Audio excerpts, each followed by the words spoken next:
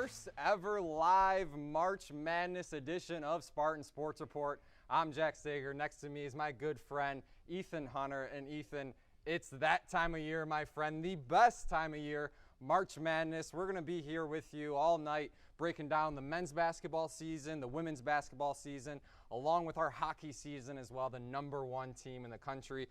And what a time to be alive, Ethan, am I right? Oh, this is really one of those moments that you're excited to be in green and white here at Michigan State.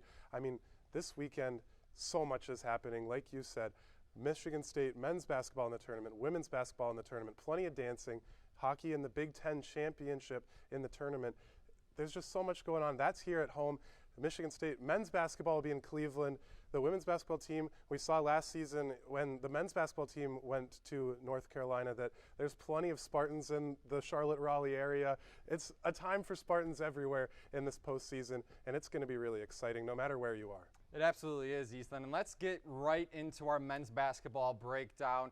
We're going to start with just the overall season for the men's team and Tom Izzo's led squad. I mean, this is a team, Ethan, personally, if you told me a few months ago when the season started that this team would be a 2 seed, they'd be the regular season Big Ten champions, I mean, I don't think a lot of fans expected this team to have as much success as that they have had. But boy, is that success quite a bit. And just taking a look at this season in review. Yeah, you're right. And I think that Tom Izzo, in his press conference that he had after being announced as the 2nd seed in the South region, which is where Michigan State will be playing, facing, in the same bracket as the #1 overall seed Auburn, he took some time to talk about the last 4 years as a whole. He said that after the COVID year, after 2020, Cassius Winston doesn't get the dance that he deserved in that year a lot. Coming off of a Final Four year, a lot of people said that they would be going very far, potentially to the final game. He said, it's maybe not disappointing, but they haven't had that kind of success that they've had since then. And, we come into this season kind of the same thing, some of the same struggles that we've seen Michigan State face. They've battled with turnovers the last couple years. They've battled from shooting from the three. And they took all of those things and just kind of turned it into strengths. This team is so deep. They've been commanding the paint. There's so much, and of course the defense, you can't go without saying about the defense. There's so much that this team has done well, right? There absolutely has. And when you take a look at, the season as a whole, let's key out some of those key games, right? Because you finish, up to this point, 27-6, right, and you win the conference by 3 games.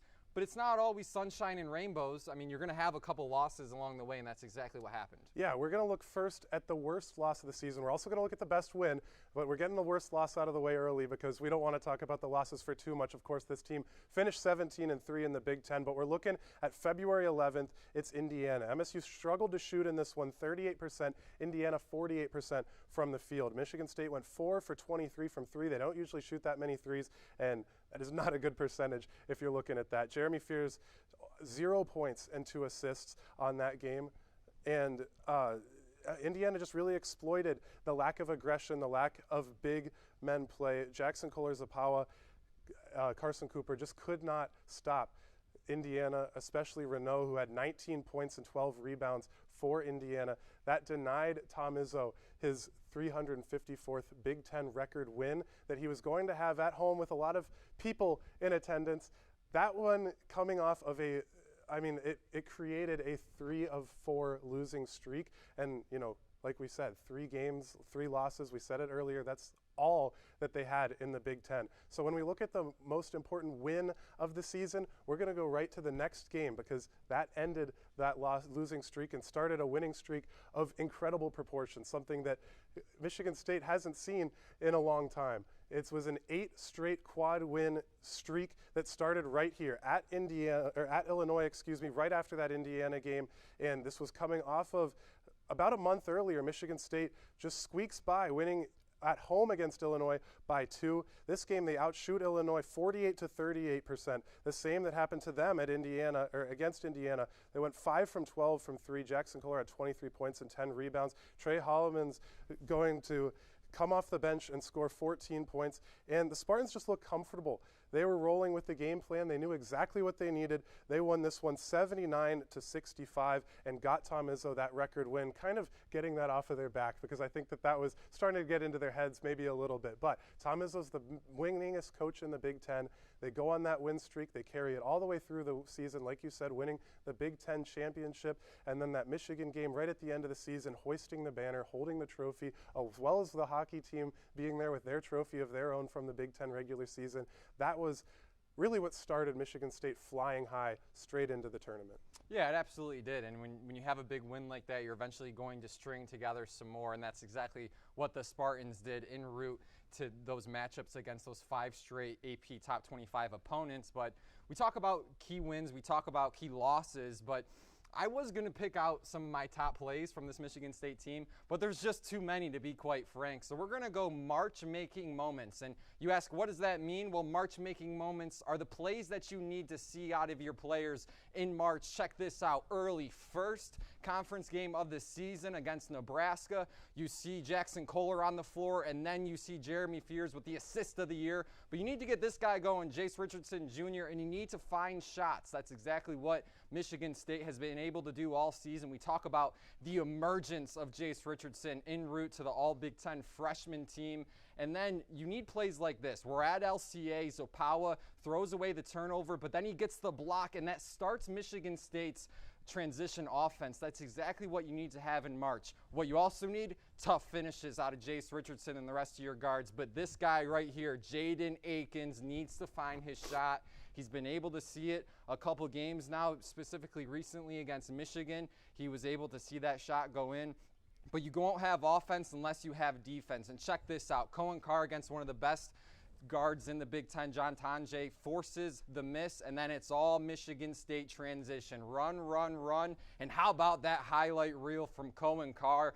I mean, that is somebody in March who can really make this team different. And when you have explosive guys like that, Jackson Kohler, I expect him to have a big game against Bryant in this first round. You need him to get going. You need Trey Holloman to hit some big shots. That was against Iowa. And then recently, the Michigan game, the final regular season game of the season for the Spartans. It's Jaden Akins once again. These are all March-making moments that you need to see out of your players. But specifically, you see the theme throughout these plays as they go through. It's all making shots. It's all teams continuing to play better, to see shots fall. That's what Michigan State needs. You need to throw your body on the floor. You need to start offense and make shots. Yeah, and in the second half of the season, that was really the bread and butter, was just feeling it out. You know, this team, you can't look at the stats too much. This is a vibes team, if you will. You know, Tom Izzo has these guys playing at such a high level in a way that can't always be explained. You know, that is kind of a testament to what we were saying, and where you didn't expect this team to be good on paper, but look at what they've done. Look at the transition. Look at the defense. Look at everything that can't really be written down. That's where this team plays the best, and it's really the hard play. You know, that's Tom Izzo basketball, and that's where they've made their, like you said, bread and butter.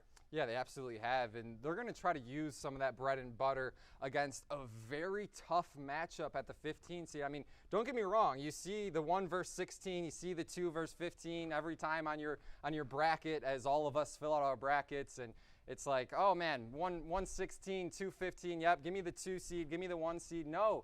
It's very different. Ever since Virginia got upset in 2016, you can't check off any teams anymore. You can't blow by any teams, and that's exactly what you cannot do against Bryant. That will be Michigan State's opponent. And let's take a look at the Bulldogs a little bit, what they have been able to do this season. 23-11, they finished their record throughout the 24-25 season, and they're a very solid squad. Yeah, they are. And you know, Michigan State, of course, everybody remembers them getting upset by Middle Tennessee State in the 2-15 matchup. But it's so you can't take anything for granted, like you said. But Bryant is we're not just saying that when it comes to Bryant. Bryant is a very good team, winning the America East, and they've got 2 guards that have been playing exceptionally well in Rafael Pinzone and Earl Timberlake. Earl Timberlake also crashes the boards heavy. He's the team's leading rebounder with 8.2 rebounds, and they're 7th in the nation as a team in all of D1 in rebounding. This is a team that crashes the boards hard, so to your point, Jackson Kohler needs to have a really big game, as well as, of course, the depth coming in from Cooper and Zopawa. But that's when Michigan State has really won these games. Like we said, they struggled in the paint against Indiana, but you can't have that against this Bryant team because it's going to come from everywhere. This is a really deep team as well, a 10-man rotation, at least 10 players getting 10 minutes, and it's a high-scoring team as well. They're very high up there in the top 50 in points per game as well. So this is not just a team to, of course, they haven't had a whole lot of quad one resume, you could say, but this is a team that can really get it going. Yeah, they absolutely can, and their whole 1 through 5 rotation that they'll go with to start the game is they continue to run you out of the gym. This is a team that is 7th in the nation when it comes to pace, and what that means, they're going to run fast and they're going to run you out of the gym. They're going to try to get the rebound and immediately come up the floor, exactly like this Michigan State team that is led by head coach Tom Izzo, Big Ten Coach of the Year. And you need, when you match up against a team that is very fast, just like yourself, you need to limit turnovers. And this Bryant team is very good at forcing turnovers. All of their guards are over 6'6", that get minutes, that start. So when you take a look at Rafael Pinzan as well as Earl Timberlake, I mean, those guys are not only going to shoot it from beyond the arc, but they're going to also defend you, and they're going to run you off the three-point line. So you have to try to get points in the paint when it comes to the matchup against Bryant. And taking a little zoom-out look at this bracket for the South region, if Michigan State were to win against Bryant, then things get a little more interesting because you also have Michigan in the South region. You have Auburn as well. So what do you see the path for Michigan State against maybe some of these other matchups? Yeah, well, I mean, you say that they beat Bryant, move on to the round of 32. It's almost like it's written in the stars to play Marquette once again. Of course, they have to face New Mexico, but that would be the second time in the round of 32 in 3 years, or after 2023 tournament, they faced Marquette, and Cam Jones, who is still on that team, he had 14 in that game against the Spartans. But the Spartans took care of that one easily before going on to the Sweet 16 game against Kansas State. But then, you know, this is a whole new team and all of that. But it almost seems like it's written to play them once again. Janai Broome, of course, sitting with Auburn in that 1 seed, is going to be what everybody's looking at. You know, can Auburn continue to dominate as they have all season? They struggled against Alabama there at one point in the tournament, but this has been a really good team all the way through. Louisville as well. A lot of people were really surprised at the seeding that they got. They're probably going to have to face Auburn if they're able to beat Creighton there in that 8-9 matchup. So there's a lot of talent. Then, of course, Michigan, who is going up against a very good UCSD team. There's a lot of teams to look at there. Iowa State as well won't have Keyshawn Gilbert, so that's going to be very important for them. He's been a guard that's really carried them through this season. He's been hurt at the end of the season a little bit, but there's plenty of teams to look at. I think that really it's going to come down to, can Michigan State potentially match up against Auburn in the Elite Eight if those two are the two teams that make it? And, you know, that's going to be a really fun one. I don't know that I have the answer to that right now. We're going to have to see how these teams play in the tournament, but Auburn's a real pound-it team as well, as Michigan State is. So I think that there's a little bit there. Jack, how about you? What are you seeing out of this one? Yeah, I mean, I think the biggest thing is you have to take it game by game and day by day. You can't overlook anybody, but yes, a lot of these different seedings in the South region are very interesting. I mean, I'm looking at that Louisville team to see if they can make a run. You know, that Michigan and then UC San Diego matchup is going to be huge.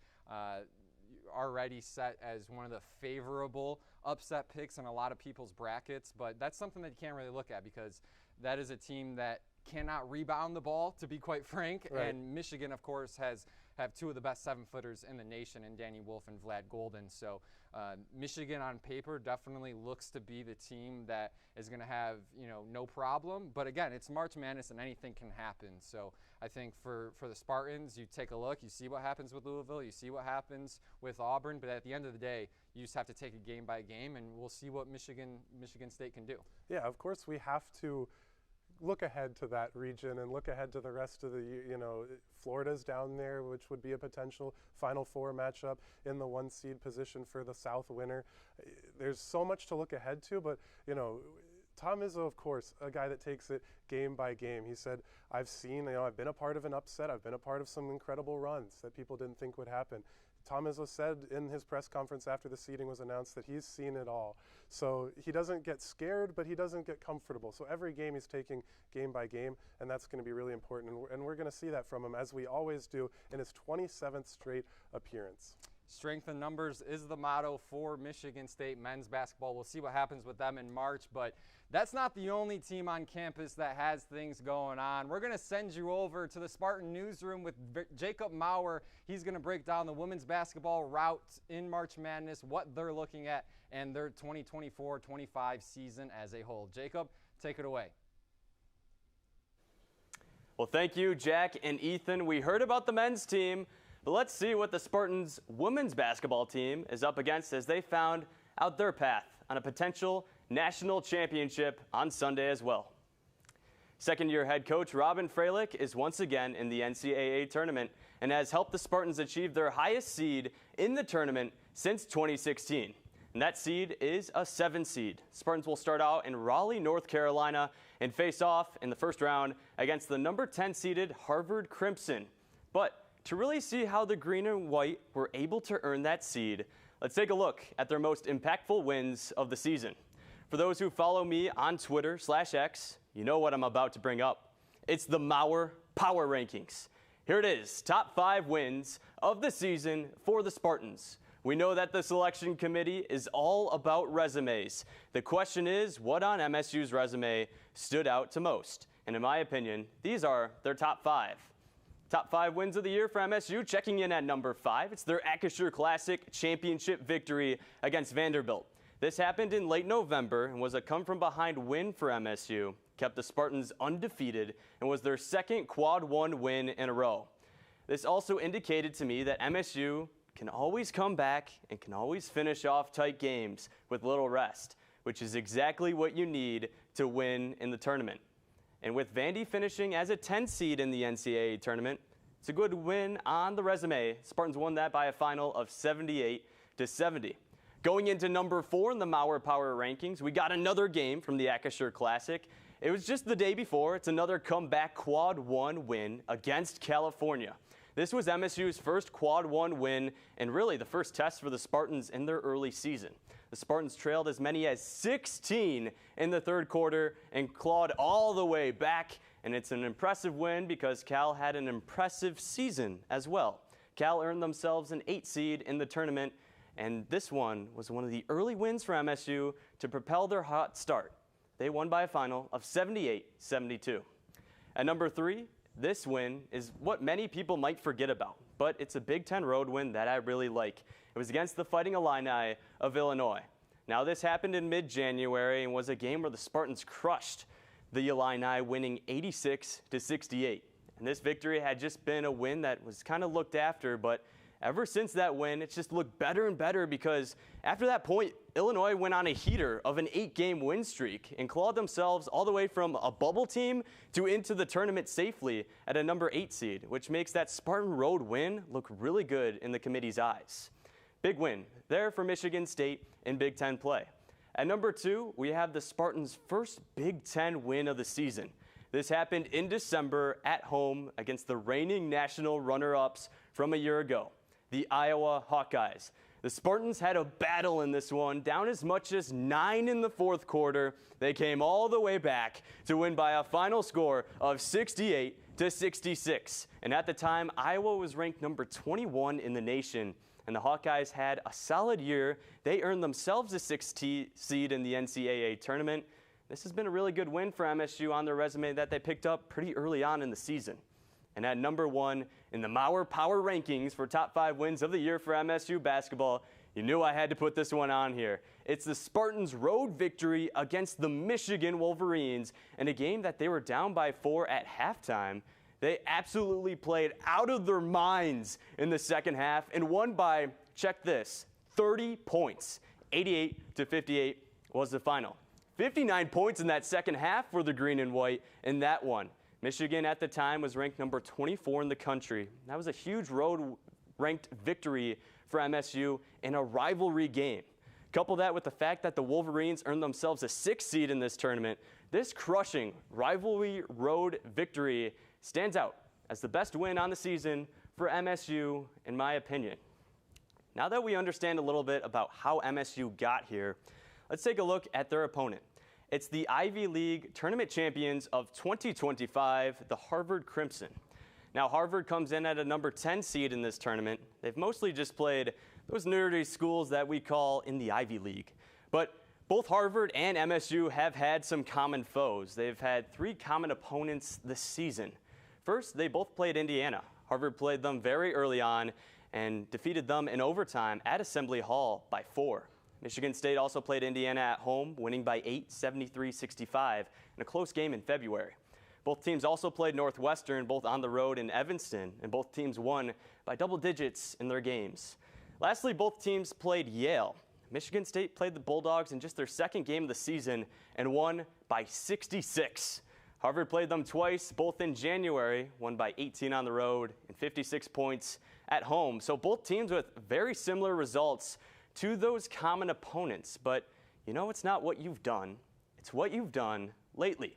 And Harvard is currently on a 4-game win streak after winning the Ivy League tournament. Their last loss was in late February to Princeton at home. They sit at a 24-4 record on the season. Michigan State, on the other hand, is on a 1-game losing streak after falling to Iowa in the Big Ten tournament quarterfinals. They've lost 4 out of their last 6 games, but a lot of those were quad 1A losses, so not so bad on the resume. They sit at 21-9 overall.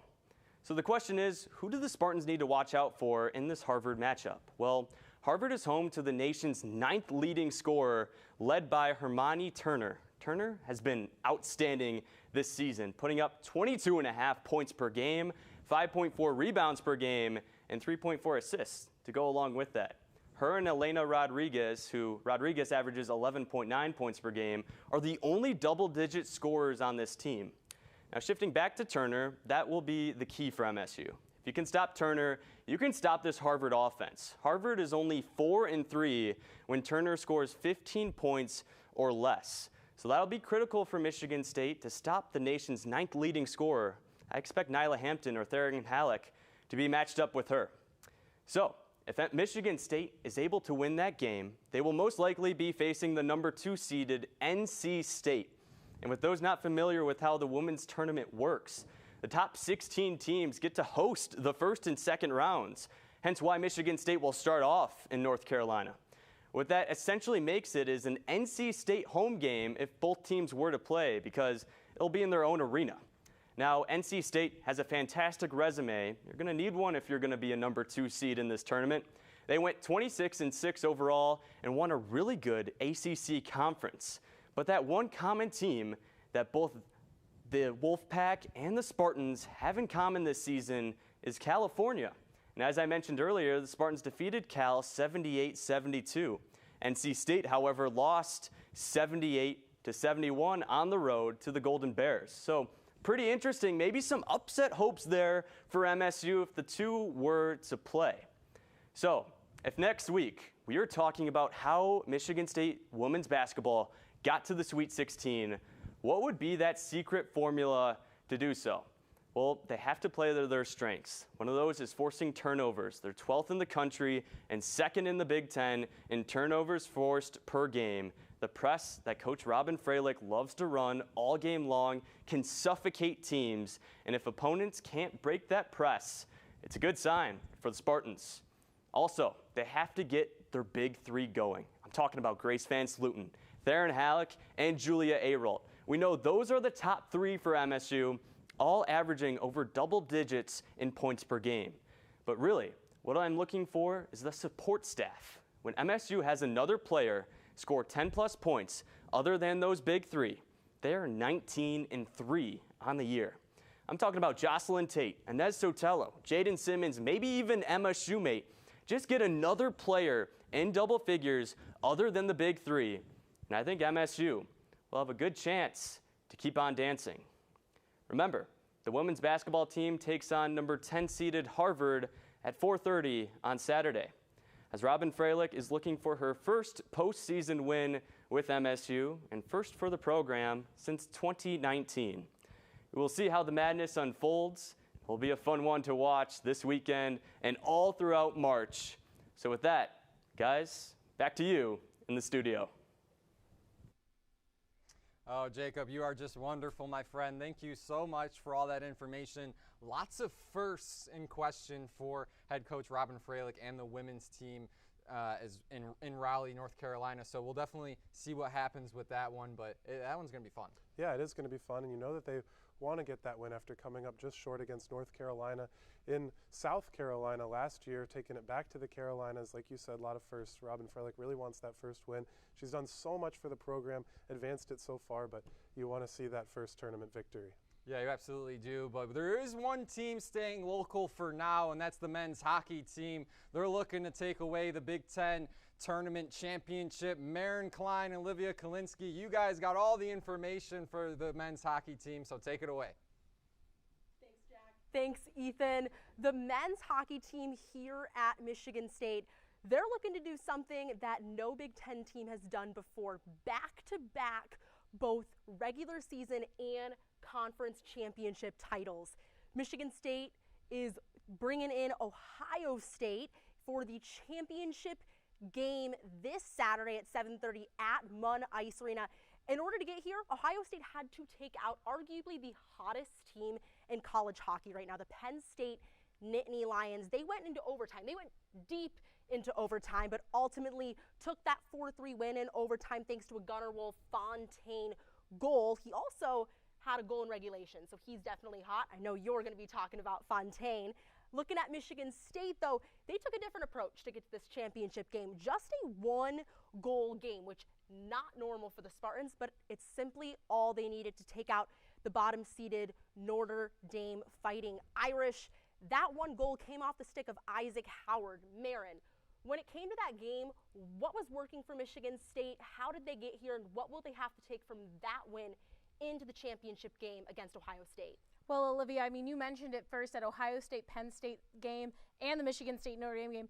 Big Ten hockey at its finest. Truly, you saw a high-scoring game going deep into overtime, like you said, and then you saw that one-goal game, and that wasn't because either team wasn't on their best. Some of the best hockey we've seen from both those teams. And the number 7-seeded Fighting Irish, no one truly expected them to come into this one with that win, so they really had to fight. Huge win against Minnesota for them, and going into that, both defenses outstanding, two very hot goaltenders, and it'll be the same going in to Ohio State. Logan Turness and Trey Augustine, two fantastic goaltenders, and it's going to get a little gritty in front of them. You got to create chaos in front of the net.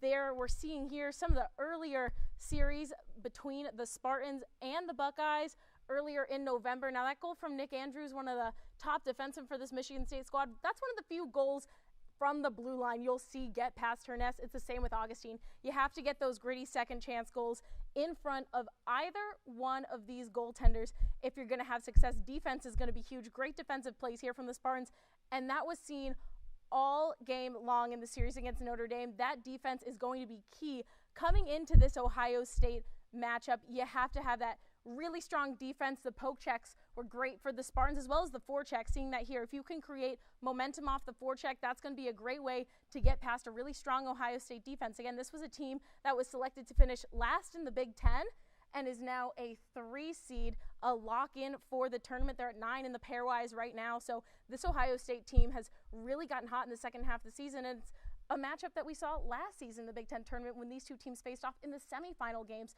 No one really expecting Ohio State to be there. They had a really hot second half of the year, and once again, they're going to be able to do that. And again, in this series against Ohio State, Spartans won 3 of the 4, and the one that they lost in Columbus in game 1 of that series against the Buckeyes. The forecheck wasn't really there for Michigan State. It was some slow playing, and all the goals they had, again, second chance opportunities. So that's going to be huge. The Spartans in practice, just seeing them in practice, have been working on those poke checks in practice. They've been working on getting in front of the net, looking for those second chance opportunities. So that is going to be key in this championship matchup, as the Spartans are going to be looking for their second consecutive Big Ten championship. Yeah, and as you mentioned it, this will be the 5th time these two teams have met. The first 2 times was all the way back in November. I don't know about you, I was a completely different person in November, let alone the players on the ice. 2 wins for Michigan State. They opened up the season. Ohio State's first 2 losses of the season came at the hands of the Spartans. We fast forward to late January, was that loss that you mentioned. Spartans were able to rebound with a 4-2 victory. But now it's March, so completely different teams, but certainly they'll have to take those same skills from before. You mentioned some players for Ohio State that got to come out and show out. When we look at Michigan State, there are players as well that are absolutely needed. Fortunately for us, the Big Ten awards for this season came out earlier today. A number of Spartans received accolades, starting with Isaac Howard, the Big Ten Player of the Year. Not only did he receive this award, he's also expected to be a finalist for the Hobie Baker Memorial Award, an extremely prestigious award that's given to the best player in D1 hockey. It hasn't been given to a Spartan since 2001, hasn't been given to a Spartan forward since 1990, has never been given to a Spartan whose last name wasn't Miller. So Isaac has that not in common, but he certainly has a resume to garner him this type of award. He leads the Big Ten in goals. He's third in the entire NCAA. I mean, what do you see from Howard that makes him so important to this Spartan team? Yeah, Howard as Big Ten Player of the Year might not come as a surprise to too many people. The way he elevates his game is just so impressive. He can find goals from all over the ice. And the thing about Isaac is a lot of goals scored from last year too, his second year with the Spartans after transferring over from Minnesota Duluth. And the thing that stood out the most is his play away from the puck. With the puck, he's a dangerous man on the ice. We see those 24 goals, those 23 assists right with it. Not only can he create the goals, but he can just create offense for his team. He's always playing hard off the puck. That's what Coach Nightingale says has really elevated about his play this year. The conditioning has gotten a lot better, and this #1 pick for the Tampa Bay Lightning has just been unstoppable. The Iceman, as they call him, has a flurry of highlight reel making goals, assists. Such a fantastic player, definitely a well-earned award from him. He'd gone a little quiet recently, so that goal from Notre Dame, his 100th career point, 24th goal of the season, was definitely something to get him back on track and give him some momentum going into the championship. Yeah, another hot player for the Spartan team. He was great last year, even better this year. Mr. Trey Augustine, the goaltender of the year for the Big Ten Conference. He was a finalist for this award, got second team all Big Ten. He was the top guy this season, which makes sense. He leads the Big Ten in goals against average, in save percentage, in wins. He also took a break from conference play.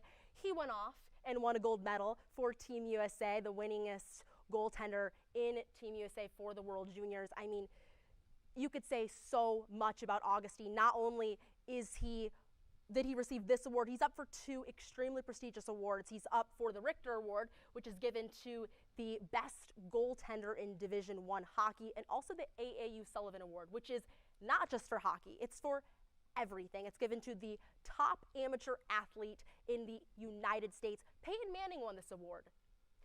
Caitlin Clark won this award. Michael Phelps won this award. Trey is the only hockey player that is in the top 6 finalists. He's looking at Cooper Flagg from Duke. He's also up for it. Another Big Ten athlete as well, Lexi Rodriguez, a standout for Nebraska volleyball.